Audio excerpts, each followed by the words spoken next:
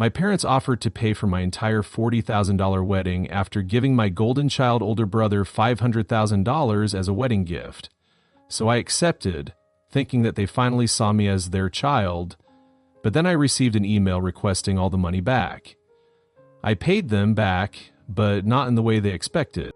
At just 4 years old, I was able to recite a poem in Spanish to my parents because I had an ulterior motive to get the last cookie from the cookie jar. But they just nodded their heads, took the last cookie, and handed it to my 8-year-old brother, all because he had gone to the bathroom by himself for once. This pretty much set the tone for the rest of my relationship with my parents growing up. He got the latest gadgets, nicer clothes, and way more attention, whereas I made do with hand-me-downs and started working weekend jobs at 14 to buy things I wanted. But the real shock hit when Jake, now 34, got married 4 years ago. My parents handed him and his wife a staggering $500,000 as their wedding present, which funded their gorgeous home in an affluent neighborhood. Despite feeling a slight sting, I genuinely felt happy for him at the time, especially since my own life was progressing smoothly.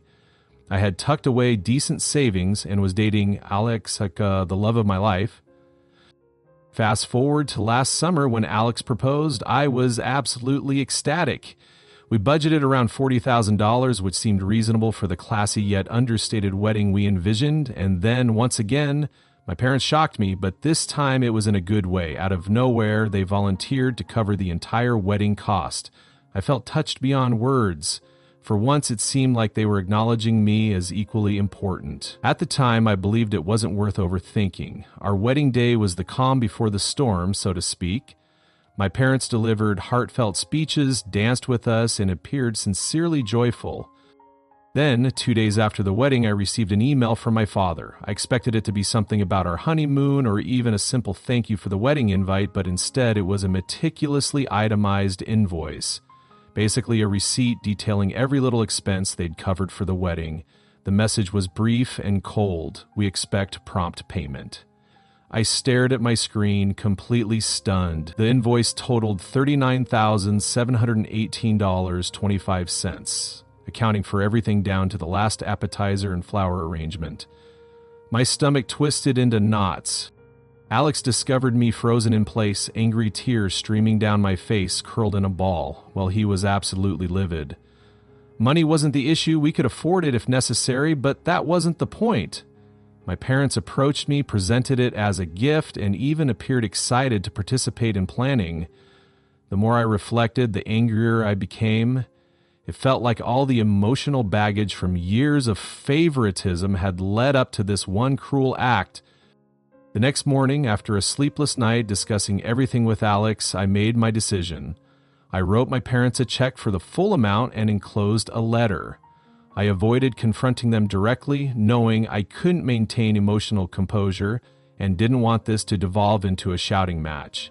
In my letter, I reminded them that I'd been independent since age 15, paying my own way while watching them lavish everything on Jake. I held nothing back. I talked about their differential treatment and how I never complained, their cruel bait-and-switch tactic, treating me like a stranger. And finally, I finished it off by letting them know I would decline any future offers of assistance from them, including inheritance. After mailing the check and letter, I blocked their number, but then complete radio silence followed for days. I heard nothing from them, which only intensified my anger. But after a few days passed, I missed the peace. Because I was getting spammed with hate and threats by my own family members, messages from extended family members started flooding in. Distant cousins, aunts, uncles, and family friends began calling and texting, accusing me of being ungrateful and dramatic. They claimed my parents had done so much for me and that I was blowing everything out of proportion. Jake called too, screaming about how I was destroying the family. He insisted I should have just paid the invoice without creating drama. Typical Jake behavior, always siding with them. Why wouldn't he? I haven't responded to anyone. I'm not sure what to say. On one hand, I feel completely justified. After years of second-class treatment, this felt like the final straw, and I needed to stand up for myself. On the other hand, I wonder if I'm overreacting. Am I being too sensitive? Was it unreasonable to expect they'd treat my wedding as a gift like they did Jake's? Should I have just paid the invoice and moved on?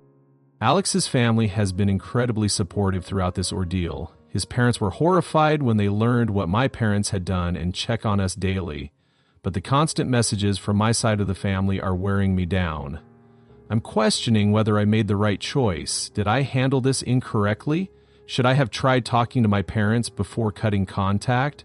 Or was I right to finally draw a boundary after years of feeling less valued than Jake? I'm truly stuck now and unsure if I'm actually wrong here. Part of me believes I had every right to be upset and defend myself, but another part wonders if I've created an irreparable family rift.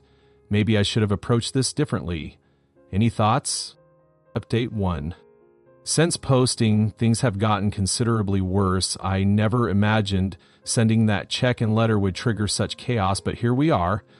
Yesterday morning, I awoke to an email from my mother. It slipped through because she used her company email, which I hadn't blocked yet. Her message was lengthy and self-righteous. She claimed the invoice wasn't meant to be taken seriously. According to her, they never actually intended to cash the check. The whole thing was supposedly a life lesson about financial responsibility. They allegedly wanted to test my reaction, and once they felt I'd learned their lesson, they planned to tear up the check and surprise me with a $120,000 gift as my real wedding present. I couldn't believe what I was reading. A life lesson? What kind of parents trick their adult daughter this way? After reading this, it became crystal clear that this wasn't about fairness or love. She was about control. They wanted to see if I'd comply blindly or push back. It felt manipulative and cruel. Without hesitation, I immediately mobile deposited the check. No way was I letting them tear it up after this lesson. I wanted it cashed, forcing them to feel the weight of their actions. In response to my mother's email, I sent a brief reply. Thank you for confirming this was indeed a deliberate test rather than a misunderstanding. Then I blocked her work email too. I anticipated more contact attempts but had zero interest in additional games or so-called lessons. That evening, the situation escalated further when Jake appeared at my condo unannounced. He pounded loudly on my door, shouting my name. I initially didn't answer, hoping he'd eventually leave, but that didn't happen. Instead, he began yelling through the door, claiming I was being childish and blowing everything out of proportion. He insisted our parents were just teaching me responsibility because they worried about my spending habits. That comment, especially coming from Jake, made my blood boil. This was the same guy who never paid his own cell phone bills, never worked without parental support, yet had the audacity to lecture me about financial responsibility. While he continued ranting, I quietly recorded everything on my phone, unsure what might happen next. I wanted evidence in case the situation became messier. Jake rambled endlessly about how I was destroying the family over something trivial and that I should apologize to our parents and move forward. He claimed they never intended to hurt me and had always done their best for both of us. He kept insisting I was overreacting and that the entire situation was my fault. I remained silent, refusing to open the door. I just sat there, listening silently, fuming. Eventually, after what felt like forever, he left, but not before calling me selfish and accusing me of trying to sever family ties over money. After he departed, I sat quietly for a while, feeling overwhelmed by everything. Jake's outburst only confirmed what I'd always known. He would perpetually take their side, regardless of how unreasonable or hurtful their actions were. That night, more messages poured in from extended family. Apparently, Jake went straight to my parents after failing to speak with me, and now they were rallying everyone against me. My phone flooded with texts from aunts, uncles, and several family friends. Most messages followed an identical pattern, calling me ungrateful, accusing me of causing unnecessary drama, and urging me to apologize for how I treated them. One message particularly struck me, from an aunt I hadn't heard from in years. She claimed I was fortunate to have parents who cared enough to teach such lessons and that I should be grateful they spent anything on my wedding. She concluded by saying I was lucky to even have parents who wanted involvement in my life. I couldn't believe how quickly everyone turned against me. It seemed they'd all decided my parents were right simply because they possessed the money and power. Nobody seemed concerned about the emotional manipulation or years of favoritism leading to this point. They only saw me rejecting their supposed generosity, which was sufficient for everyone to side against me by this point.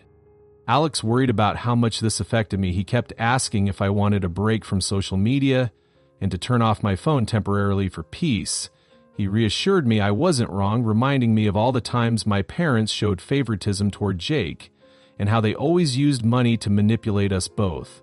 The most frustrating aspect was my inability to get straightforward answers.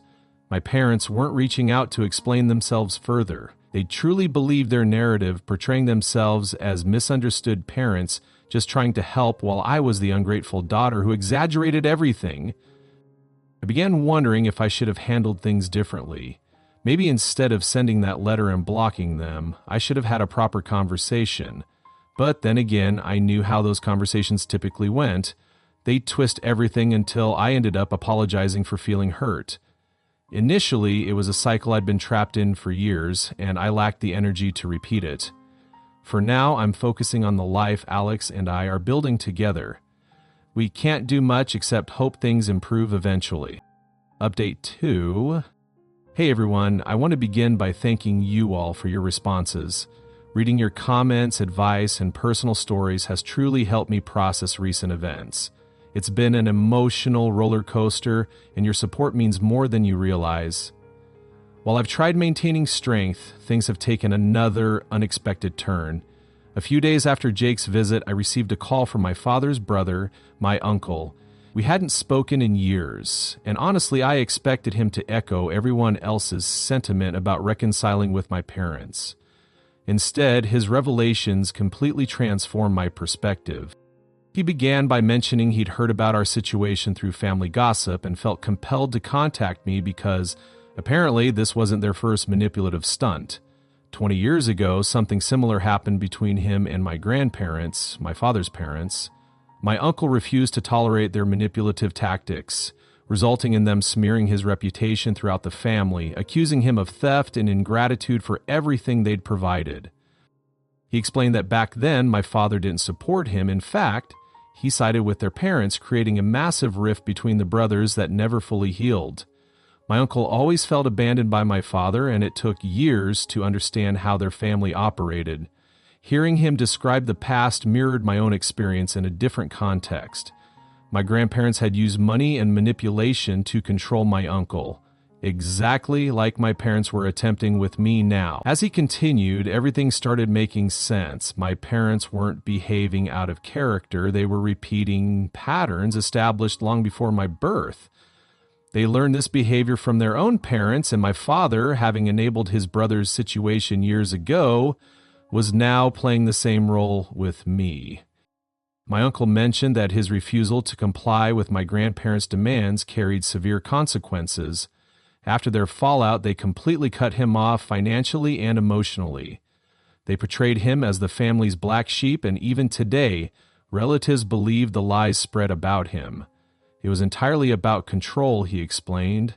When they couldn't control him anymore, they erased him from their lives. His story sent chills down my spine. It perfectly mirrored my current situation.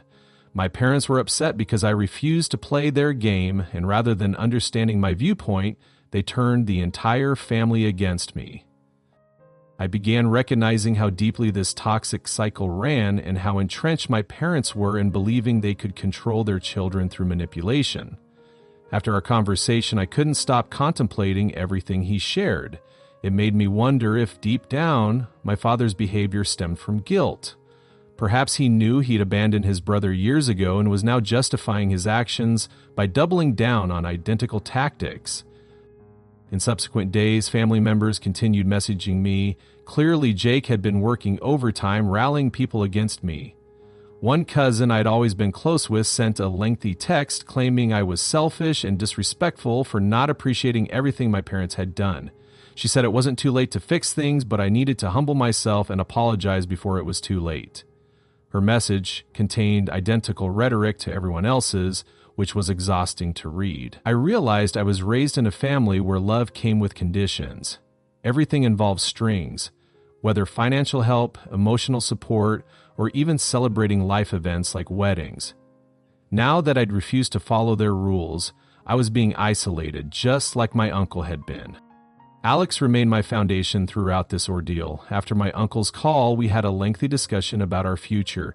He assured me that, regardless of what happens, we'd overcome this together and that I owed nothing to anyone, not my parents, not Jake, and certainly not extended family members who suddenly became amateur psychologists. His unwavering support has been beyond invaluable. Despite Alex's support, I still felt conflicted. My parents had significantly damaged me emotionally, and part of me still wondered if I was mistaken. Was there a way to repair things without compromising my boundaries? I spent hours debating internally, trying to determine if reconciliation was possible without sacrificing my mental health. Then something unexpected occurred. I received a voicemail from my father, his first direct contact since I'd sent the letter in check. His voice sounded different, not angry or demanding as expected, but tired. He mentioned not wanting to continue fighting and his willingness to talk if I was open to it. While he didn't apologize or acknowledge what happened, something had clearly shifted. Perhaps he was beginning to realize I wouldn't back down this time. I haven't responded yet. Part of me wants to call back and explore the possibility of an honest conversation about everything, but another part recognizes this could be another manipulation attempt to make me feel guilty. My uncle's words keep echoing, they'll never admit wrongdoing because they don't believe they're wrong. If I decide to speak with my father, I must prepare for the possibility that nothing changes. Currently, I'm still processing everything, the revelations from my uncle, family messages, my father's voicemail. It's overwhelming, and I'm uncertain about my next step. I want to believe my parents can change, finally seeing me as an equal rather than someone to control, but I also recognize that after years of such treatment, a single conversation won't repair the damage. For now, I'm taking each day as it comes. Alex and I are concentrating on our lives and future together, trying to build something healthy and free from toxic family patterns. Yet tension persists. Am I doing right by maintaining my position, or am I pushing away my only family? As much as I wish for clarity, I remain uncertain. Perhaps that's acceptable for now. I'll update as things develop, but currently I'm navigating this situation as best I can. Update 3. Hi everyone. First, I want to express how thankful I am for all your responses. Your advice and support have been priceless while dealing with this family disaster. When I initially posted, I had no idea where things were heading or what I wanted, but after reading your comments and considerable reflection, I've reached important conclusions. Something that really resonated from your responses was how many pointed out that I've been forcing myself to repair relationships with my parents, trying to patch things up and pretend everything was normal. But truthfully, I've finally accepted that it's okay if things don't return to normal, because honestly, I'm not even sure what normal was. My relationship with my parents was always unhealthy, and I've spent years ignoring that fact. Now, I realize it's acceptable to abandon the idea that things will ever meet my expectations. Many of you suggested I might have been too generous in my assumptions about my father's guilt. Looking back, I see I was clinging to hope that maybe his behavior stemmed from guilt and that he could change. You were right. It doesn't justify his actions or excuse years of manipulation, favoritism, and emotional control. No matter how guilty he might feel, it doesn't erase the harm inflicted or mean I should forgive him for it. Simultaneously, I recognize my need for closure to end this chapter of my life, regardless of whether it involves reconciliation with my parents. So I decided to meet with my father, feeling it was necessary for my own closure, not theirs. Meeting him, I immediately noticed he wasn't the same intimidating figure from my childhood. He appeared worn down, almost defeated, and for the first time ever, genuinely apologetic. He didn't explicitly say I'm sorry, but he apologized for how the wedding situation unfolded and for how both my mother and Jake had treated me. He even mentioned speaking with relatives and asking them to stop harassing me, which provided slight relief. Then he did something unexpected. He attempted returning the money. He produced the same check I'd sent for wedding expenses and slid it across the table, asking me to take it back. He explained that he and my mother had discussed it and wanted to make amends. This time, I was prepared. I clearly stated I wouldn't take back the money. I emphasized this wasn't merely about money, but about everything that had transpired over the years. consistently being treated as second best, and the emotional toll it had taken. I explained that reclaiming the money wouldn't fix that, and this wasn't simply a financial transaction anymore. I could see his frustration when I refused. It seemed he didn't know what else to offer. In his mind, returning the money constituted an apology, but it didn't address the deeper issues that had festered for years. He couldn't comprehend that the damage wasn't something a check could undo. After my refusal, he sat quietly for several minutes before saying he didn't want to lose me. He acknowledged things had gone too far and didn't want our family torn apart. While he seemed sincere, I realized I wasn't seeking reconciliation as he envisioned it. I wasn't interested in reverting to our previous dynamic, pretending everything could magically improve. I needed space, a genuine break from the toxic relationship that had defined our interactions for so long. So I told him I needed time away from the family and that while this meeting was important, it changed very little. I explained I wasn't ready to simply forgive and forget. I needed time to heal on my terms. Surprisingly, he didn't argue. He simply nodded and said he understood without trying to convince me to return or accusing me of overreacting as he had previously. In some ways, that acknowledgement meant more than anything else he could have said. Leaving the meeting, I experienced mixed emotions. I wasn't angry, but neither was I relieved. I'd hoped for closure, but closure isn't as neat as we desire. There was no clear resolution, no dramatic reconciliation or emotional breakthrough. It was simply concluded. I'd expressed what I needed to, and now it was my responsibility to move forward. Since then, I've taken steps to protect my peace. I blocked additional family members who continued harassing me, and Alex and I are focusing on building our life without constant family drama. Having breathing room has been refreshing, though part of me remains conflicted. I know I made the right decision standing up for myself, but that doesn't make it easy. Some days I wonder if I could have handled things differently or given my parents another chance. Then I remember years of feeling inadequate and remind myself I deserve better. Jake predictably hasn't contacted me since meeting with my father. I suspect he remains upset about the fallout, but at this point, I'm not interested in mending things with him either. He's clearly demonstrated where his loyalties lie, and I've accepted our relationship will never reach its potential. I'm okay with that now. Releasing the fantasy that we could ever be close has been painful, yet liberating. Regarding my father, the future remains uncertain. He seemed genuinely remorseful, but I'm unsure if that's sufficient to rebuild our relationship. For now, I'll continue prioritizing myself and my happiness. If there's one lesson from this experience, it's that I deserve to put myself first for once, and that's exactly what I'll do. So that's where things stand currently. It's not the happy ending I might have wanted, but it's the conclusion I needed. Sometimes that's enough.